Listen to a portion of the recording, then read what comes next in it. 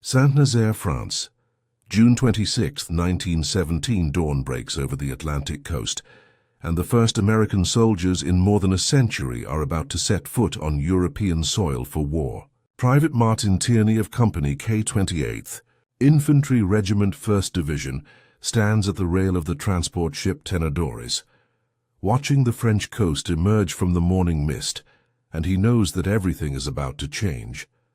Behind him, packed into the holds and on the decks of 14 transport ships, are nearly 14,000 American soldiers of what will become known as the American Expeditionary Forces. Young men mostly from farms and small towns who 6 months ago could not have found France on a map, and who now find themselves sailing into the greatest war in human history. What Private Tierney cannot know as he watches French fishing boats gathering to escort the convoy into harbor is that he and his fellow soldiers represent something unprecedented. America sending a mass army across the ocean to fight in a European war, breaking with George Washington's warning against foreign entanglements and committing the nation to a conflict that will reshape the 20th century. The journey to this moment began 2 months earlier when Congress declared war on Germany on April 6, 1917. But the reality of American military power in April 1917 was embarrassingly inadequate for the task ahead.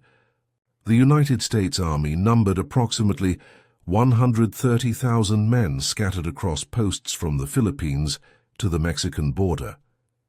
The entire standing army was smaller than Portugal's military and dwarfed by the millions of men under arms in Europe. The army had virtually no experience with modern warfare as practiced on the Western Front. American officers studied cavalry tactics and individual marksmanship, while European armies had learned that modern combat meant machine, guns that could fire 600 rounds per minute, artillery barrages that lasted for days, poison gas that choked men in their trenches, and trench systems that stretched from the English Channel to the Swiss border. The gap between American military readiness and European reality was so vast that some Allied commanders questioned whether American participation would make any difference at all. Before Germany won the war, President Wilson understood that symbolic gestures mattered as much as military reality in maintaining war. Allied morale, and on May 18, 1917, he appointed Major General John Joseph Pershing to command the American Expeditionary Forces, with orders to select and transport an initial division to France as quickly as possible.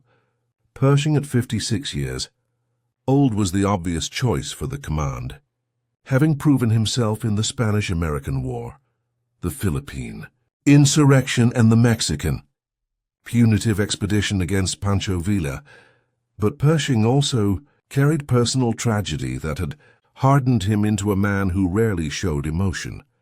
In 1915, while Pershing was stationed at Fort Bliss, Texas, a fire destroyed his home in San Francisco, killing his wife and 3 young daughters.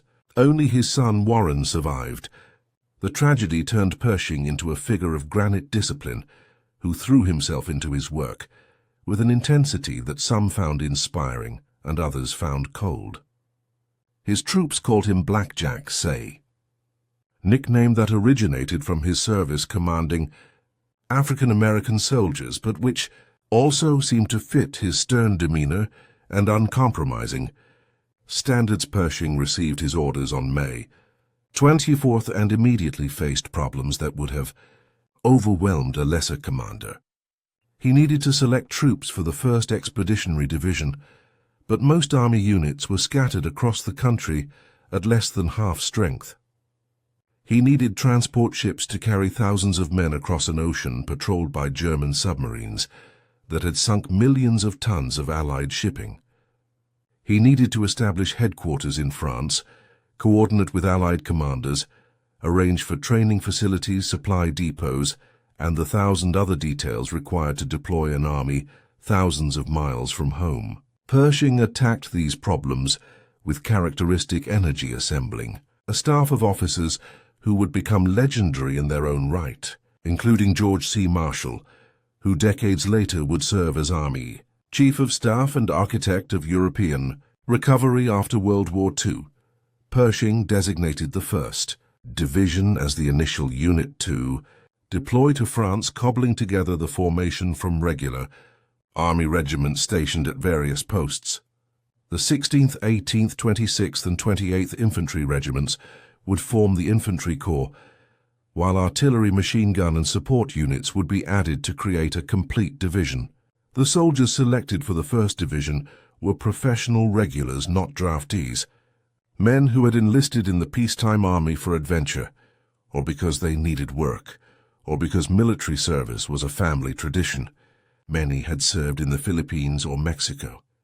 They knew how to shoot and march and follow orders, but they had no conception of what awaited them in France. The Army began concentrating these scattered units at Hoboken, New Jersey, in early June, with orders to prepare for immediate deployment to Europe. The secrecy surrounding the movement was intense, as German submarines prowled the Atlantic, and any information about American troop movements could allow U-boats to position themselves along the convoy routes. Soldiers were forbidden from writing letters that mentioned their destination. Newspapers agreed not to report on troop movements. Even the men themselves did not know where they were going until they were aboard the ships steaming away from American shores, the transport ships that carried the 1st Division to France were a motley collection of vessels pressed into service from commercial shipping lines. The Tenedor's Saratoga, Finland, Havana, and 10 other ships had been passenger liners or cargo vessels before the war.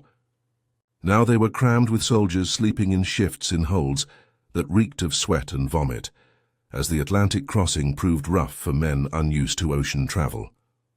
The soldiers carried the standard American infantry equipment of 1917, including the Springfield 1903 rifle, an excellent weapon, but one that would prove inadequate for the rapid-fire requirements of trench warfare. They wore campaign hats that would soon be replaced by British-style steel helmets. Their uniforms were wool even in summer, and many of the men suffered from the heat in the crowded ships. The crossing took 12 days, with destroyers and cruisers providing escort against submarine attack. German intelligence knew American troops were coming, but the exact timing and location of the landing had been kept secret enough that no U-boats intercepted the convoy. As the ships approached Saint-Nazaire on the morning of June 26th, French fishing boats and small craft swarmed around the convoy flying French and American flags. The fishermen shouted welcomes in French that the Americans could not understand, but the enthusiasm was unmistakable. France had been at war for nearly 3 years. Over 1 million French soldiers had been killed. Entire villages had lost all their young men. French civilians had watched German armies sweep across northern France in 1914, only to be stopped just short of Paris.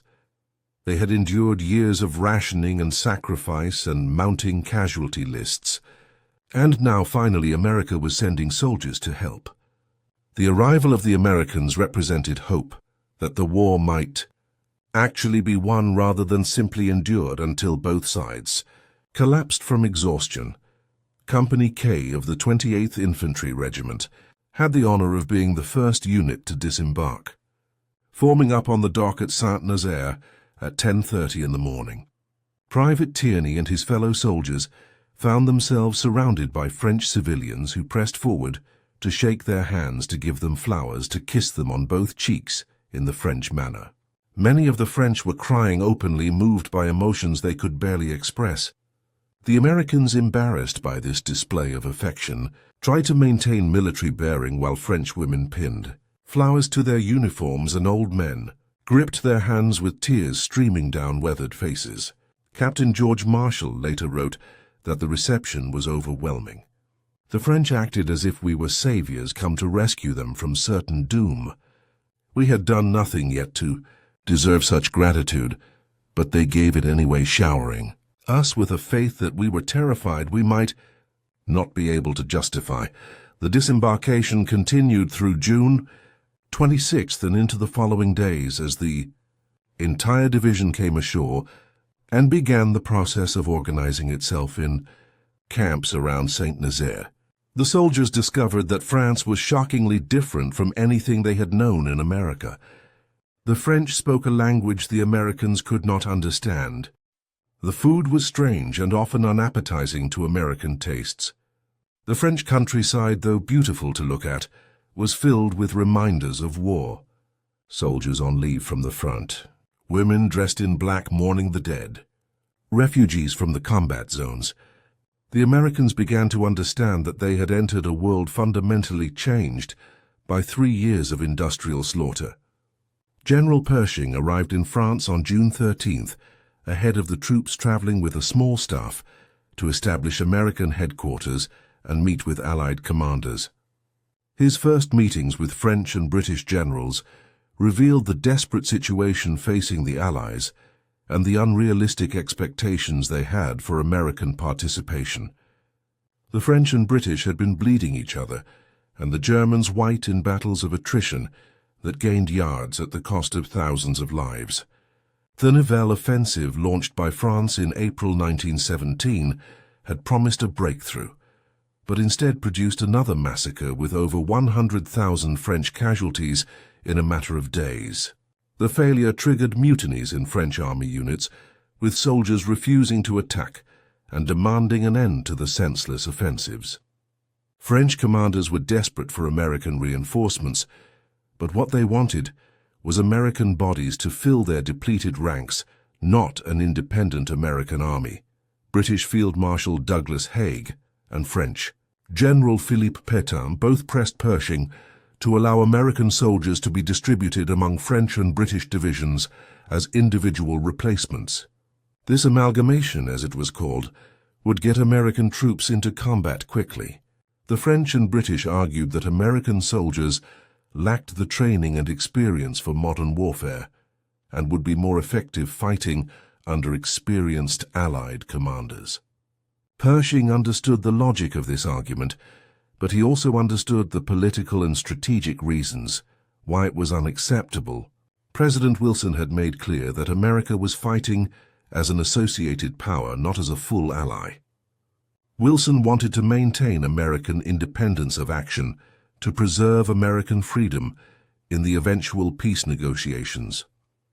If American soldiers were scattered throughout French and British armies, America would have no independent military voice. Pershing also recognized that American soldiers would resent serving under foreign commanders and that the American public would not support a war where their sons fought and died under French or British orders. Pershing therefore insisted from his first meetings with Allied commanders that the American expeditionary forces would remain a separate independent army under American command. The Allies could provide training assistance and equipment, but American units would fight as American formations under American officers. This position created enormous tension with the French and British, who saw Pershing's insistence on independence as stubborn pride that might cost the Allies the war. But Pershing held firm, knowing that he had Wilson's support, and that the long-term interests of American military and political power required an independent army. The argument over amalgamation would continue throughout 1917 and into 1918, with the Allies repeatedly asking Pershing to reconsider, and Pershing repeatedly refusing.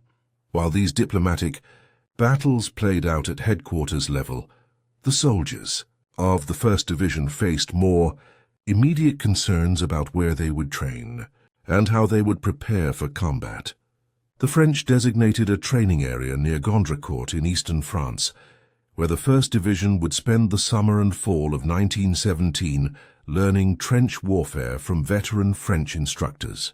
The division marched from Saint-Nazaire to the training area in early July, covering over 100 miles, in stages that tested the soldiers' endurance. French civilians lined the roads to watch the Americans march past, marveling at how young and fresh these soldiers looked compared to the war-weary French troops they were used to seeing. The Americans marched in formation, singing songs and calling out to French girls along the route. Their enthusiasm was infectious, but also slightly terrifying to French. Observers who knew that these confident young men would soon face realities that would strip away their innocence. The training area near Gondrecourt included actual trench systems where the 1st Division would learn the basics of trench warfare under French instruction. French officers and sergeants, many bearing visible wounds from previous battles, attempted to teach the Americans how to survive in the trenches, how to wear a gas mask properly and respond to gas attacks, how to maintain a rifle in the mud and filth of the trenches, how to identify different types of German artillery shells by their sound, how to go over the top and advance across no man's land under machine gun fire. The training was realistic to the point of being dangerous, with live ammunition used in exercises, and men occasionally wounded or killed in training accidents. The Americans found the French instruction simultaneously invaluable and frustrating as French methods often conflicted with American doctrine, and French instructors struggled to communicate through language barriers. On July 4, 1917, American Independence Day, the 1st Division staged a parade through Paris that would become one of the defining images of American entry into World War I. The 16th Infantry Regiment marched from the Place de la Concorde to the tomb of Napoleon and then to Picpus Cemetery, where the Marquis de Lafayette was buried. Hundreds of thousands of Parisians lined the streets to watch the Americans march past. The crowds were so thick that soldiers could barely move forward, as French civilians pressed around them, throwing flowers, shouting "Vive l'Amérique" and weeping with joy. Young women broke through police lines to kiss American soldiers. Old men saluted with tears running down their faces. The emotional intensity of the reception stunned the Americans, who had not expected such an outpouring of hope and gratitude. At Picpus Cemetery, General Pershing and his staff laid a wreath on Lafayette's tomb. Pershing, who rarely showed emotion, was visibly moved by the occasion. His aide, Colonel Charles Stanton, delivered a speech in French that concluded with the famous phrase, "Lafayette, nous voilà." Lafayette, we are here. The phrase would be attributed to Pershing in newspapers and popular memory, but it was Stanton who spoke the words. Regardless of who said it, the sentiment captured perfectly the symbolism of the moment. America was repaying the debt from the Revolutionary War, when Lafayette and French soldiers had helped America win independence. Now American soldiers were coming to help France in her darkest hour. The promise implicit in Lafayette, we are here, was that America would not abandon France, that American soldiers would fight alongside French soldiers until victory was achieved. It was a promise that would cost 100,000 American lives before it was fulfilled. But in July 1917, the 1st Division was nowhere near ready for combat. The soldiers needed months of training to learn the skills required for modern warfare. They needed equipment that America did not yet have, and would have to purchase or borrow from the French and British. They needed experience working together as units larger than companies and regiments. Most critically, they needed time to adjust mentally to the reality of what they would face in combat. The enthusiastic young soldiers who marched through Paris on July 4th still thought of war in romantic terms. They imagined heroic charges and individual acts of courage. They had no conception of what it meant to crouch in a muddy trench while artillery shells exploded around them hour after hour. To watch friends torn apart by machine gun fire, to advance across ground covered with corpses rotting in the sun, to smell the stench of poison gas and know that one breath without a mask meant death. The training at Gondrecourt would begin to prepare them for these realities, but ultimately only combat would teach them what war really meant. The first American casualties in France were not caused by German action, but by training, accidents and disease. On July 12th, Private Abraham Blank of Company B 28th Infantry was killed during a training exercise when a hand grenade exploded prematurely. He became the first American soldier to die in France, though not yet in combat. Through July and August, more Americans died from accidents, illnesses, and training mishaps. These deaths received little attention in the press, which was focused on dramatic stories of American arrival and preparation. But for the families of these soldiers, the loss was just as real and final as if their sons had been killed in battle. The army initially struggled to handle casualty notifications and the bureaucracy of death, having no established procedures for notifying next of kin of soldiers who died overseas. These early deaths forced the army to create systems that would unfortunately become well practiced as the war continued. Training continued through late summer and early fall with the 1st Division, gradually becoming more proficient in the skills of trench warfare.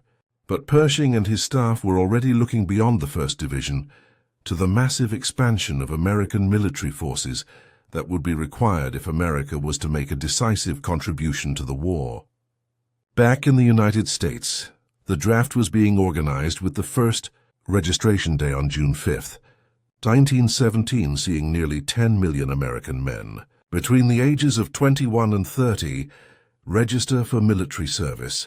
The draft lottery began on July 20th, with Secretary of War Newton Baker blindfolded, drawing the first capsule that would determine who would be called up for service. Over the next 18 months, the draft would induct 2.8 million men into the army, creating a citizen army unlike anything America had fielded since the Civil War. The challenge of training this enormous force was staggering. The army needed to build training camps to house the recruits. 32 camps were constructed across the United States in a matter of months, creating instant cities of tens of thousands of men. Camp Devens in Massachusetts, Camp Upton in New York, Camp Funston in Kansas, and dozens of other facilities sprang up with barracks, mess halls, training fields, and all the infrastructure required for an army. The camps were named after Civil War and Spanish-American War heroes, connecting the new army to American military tradition. Young men from every state and background found themselves thrown together in these camps. Farm boys from Iowa trained alongside factory workers from Detroit. Sons of immigrants who barely spoke English served next to descendants of Revolutionary War veterans. The army became a melting pot that would forge these diverse men into soldiers, and in the process help create a more unified American identity. The training these recruits received was intensive but necessarily rushed as the army tried to transform civilians into soldiers in a matter of months. Drill instructors, many of them veterans of the regular army or recent conflicts, pushed the recruits through basic training that emphasized discipline, obedience, and the fundamental skills of soldiering. The recruits learned to march in formation, to maintain their rifles, to follow orders without question. They practiced bayonet charges against dummies, learning to thrust and twist to maximum effect. They threw live grenades and crawled under barbed wire while machine guns fired overhead. The training was designed to prepare men for combat, but it could only do so much. Real combat experience would come only in France, and many soldiers would die in their first battles because training could never fully replicate the chaos and terror of actual combat. By October 17, the 1st Division had completed its initial training and was deemed ready for a limited combat role in a quiet sector of the front lines. The division was assigned to a section of trenches near Luneville in the Lorraine region, where the front had been relatively stable for months. The plan was to give American soldiers their first taste of trench warfare in a sector where major German attacks were unlikely, allowing the Americans to gain experience gradually. On October 21, 1917, American soldiers of the 1st Division entered front-line trenches for the first time, taking over positions from French units. The moment was historic, marking the first time American soldiers had occupied combat positions in Europe since the Napoleonic era. The soldiers moved into the muddy trenches with a mixture of excitement and apprehension, unsure what to expect, but determined to prove themselves worthy of the trust placed in them. The trenches proved even worse than training had suggested. Water pooled in the bottom of the trenches ankle-deep in some places. Rats the size of cats scurried along the parapets, feeding on garbage, and occasionally on the bodies of the dead.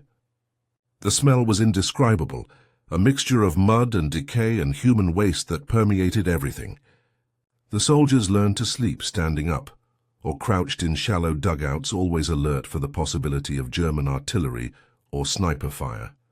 The Germans, aware that inexperienced Americans had taken over the sector, tested them with small raids and artillery. Bombardments trying to assess the quality of these new opponents.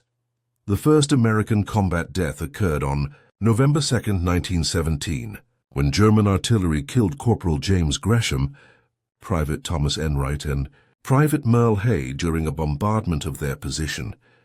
The three soldiers were buried with full military honors in a ceremony that received enormous publicity in both France and America.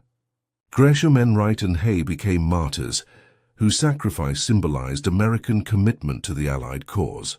Their deaths also brought home to Americans the reality that their soldiers were now in combat and would be dying in numbers that would only grow larger.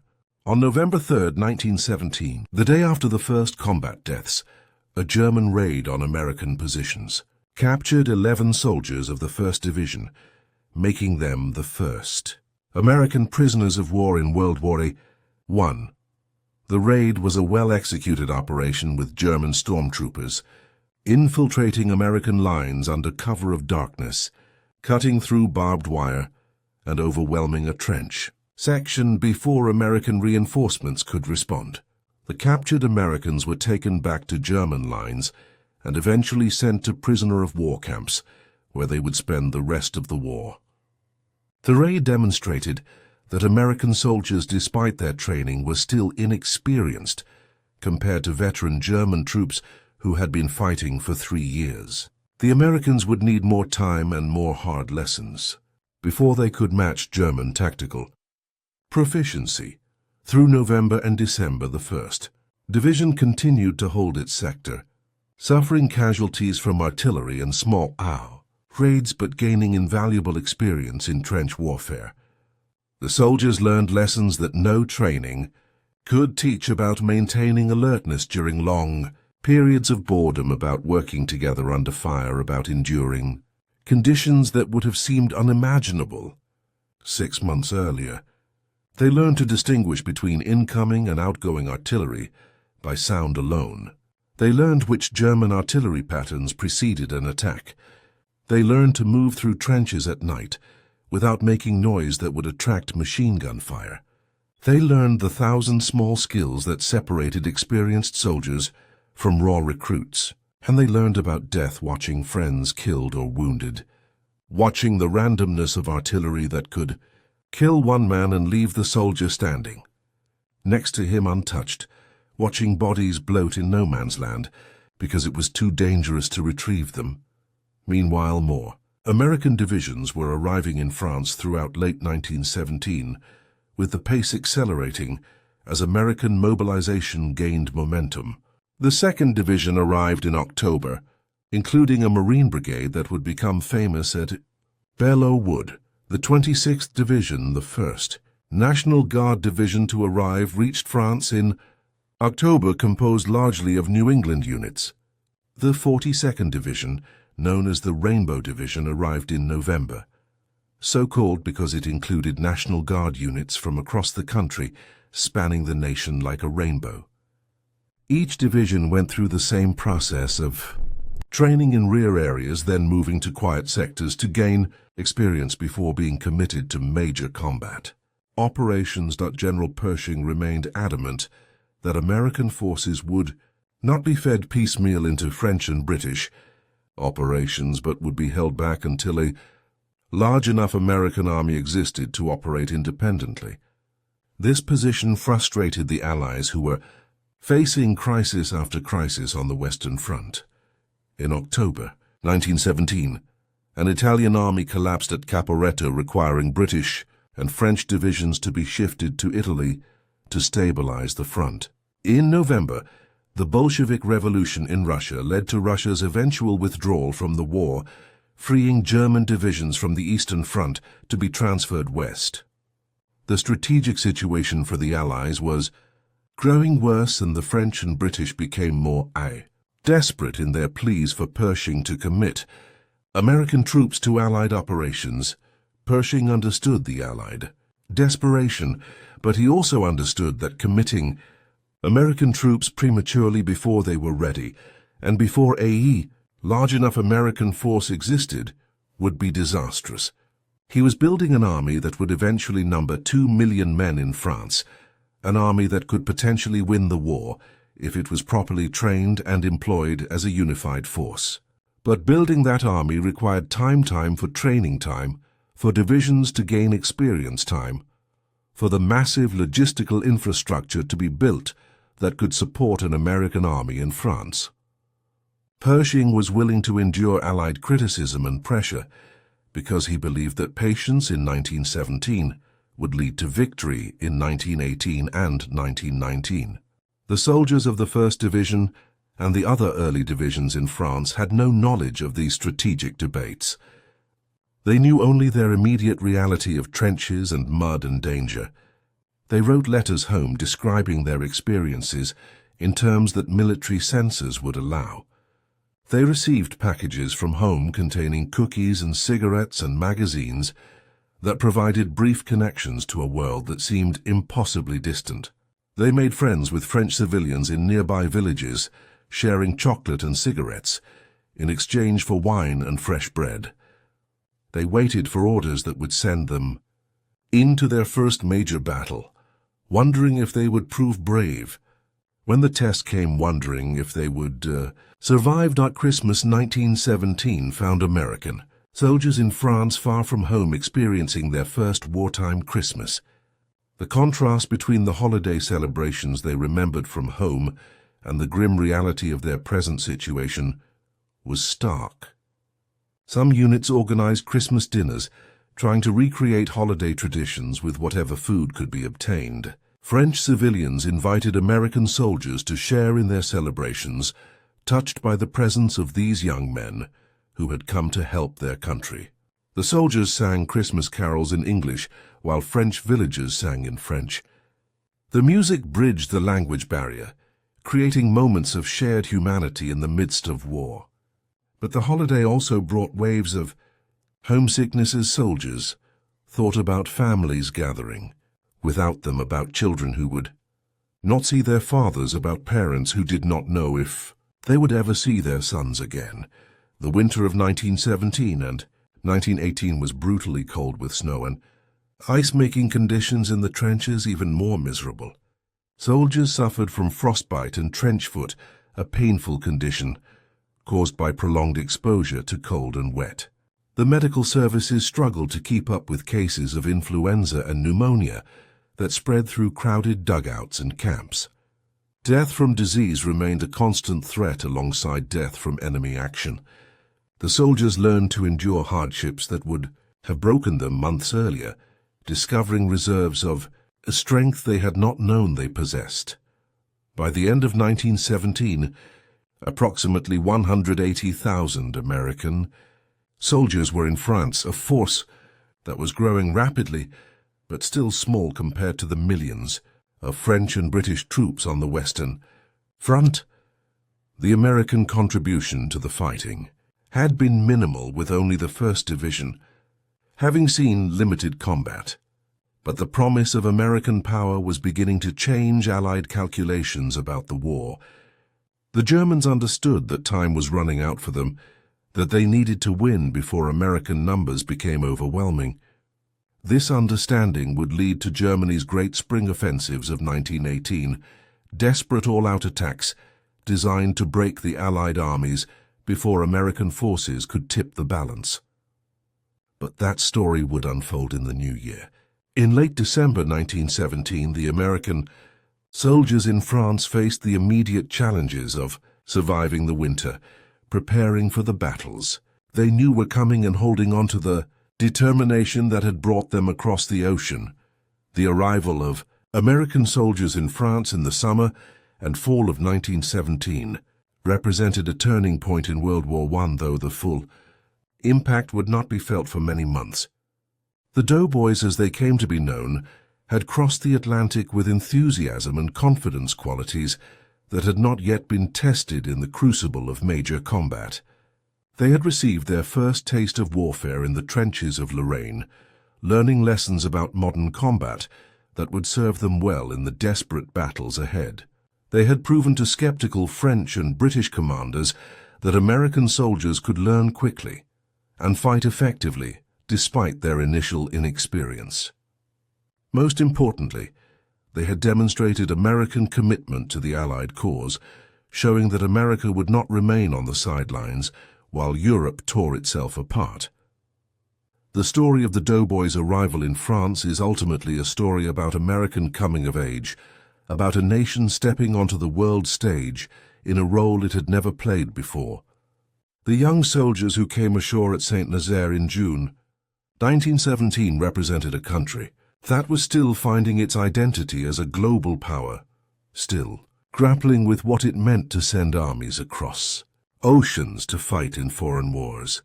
Those soldiers would learn through hard experience what it meant to be American soldiers in a world war. They would fight in some of the bloodiest battles in American history, at Belleau Wood, at Château-Thierry, at Saint-Mihiel, at the Meuse-Argonne. They would prove that American soldiers could match German veterans in combat, that American determination could overcome initial tactical naivete, that American industrial and manpower resources could tip the balance in a war of attrition. But in June 1917, all of that lay in the future.